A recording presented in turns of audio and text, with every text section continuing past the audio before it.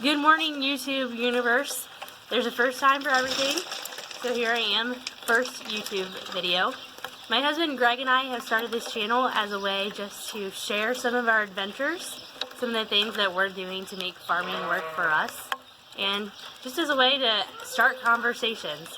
So we're going to show you around what it is that we do every day, our mishaps, our missteps, but we're going to show you the things that we've done that work too. Greg and I farm in Ohio, farm with his family, milk about 180 Holsteins, grow corn, soybeans, and alfalfa.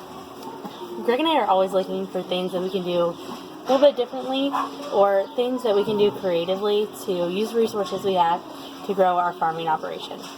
So about 3 years ago, we were looking for some sort of enterprise we could start on our own, something that we could involve our 2 little kids in, and so we came up with the idea that maybe we should try some sheep. I like to tell the story that we accidentally became sheep farmers.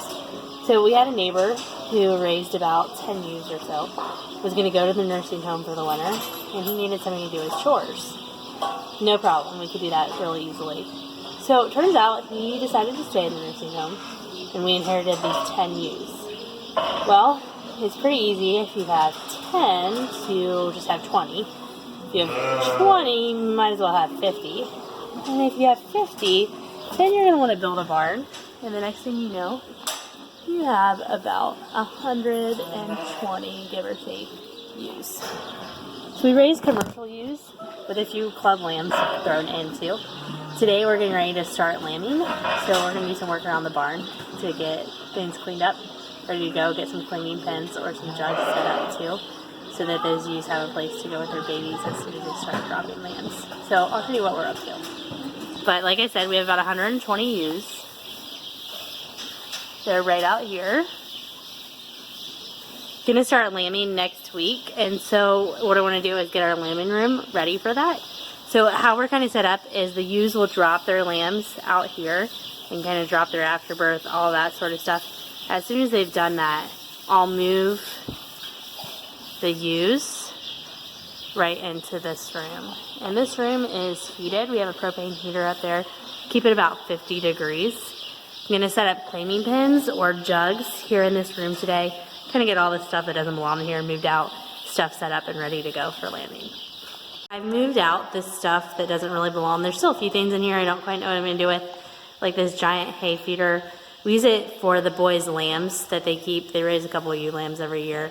Kind of take them around to a couple shows and stuff. So that feeder is really nice for those. Once we're done lambing, we'll turn this into a room just for a few of those special lambs that we're raising out. The feeder's really heavy, so I'm not sure I want to move it out here, so I don't quite know that yet. So got the gates moved out that were in here from last year, and a shearing stand, a trimming stand, stuff like that. So big jobs that are left now are to get everything swept up nice and neat, and then start setting up those pens. So like I said, we have this heater up here. It's a propane heater.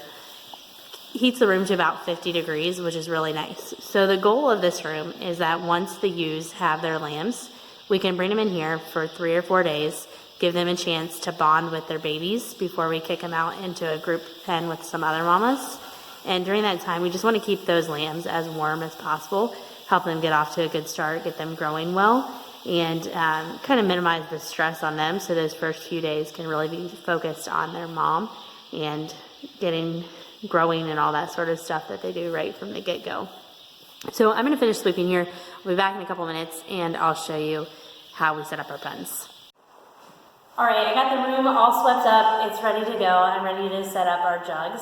So lots of different options out there for jugs or cleaning pins, whatever you want to call them. We would love to get something pretty freestanding, something that's easy to move around and can set up just about anywhere.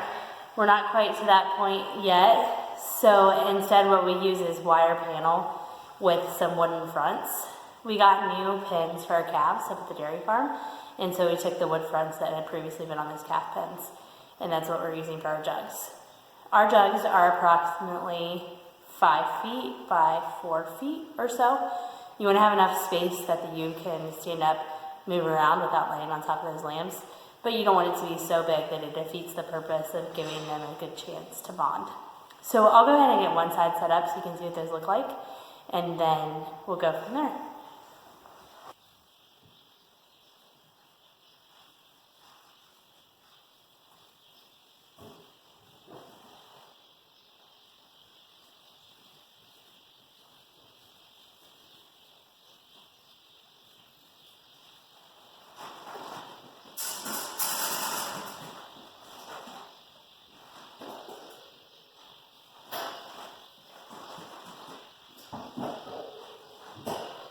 Okay, well, I ran into a couple snafus.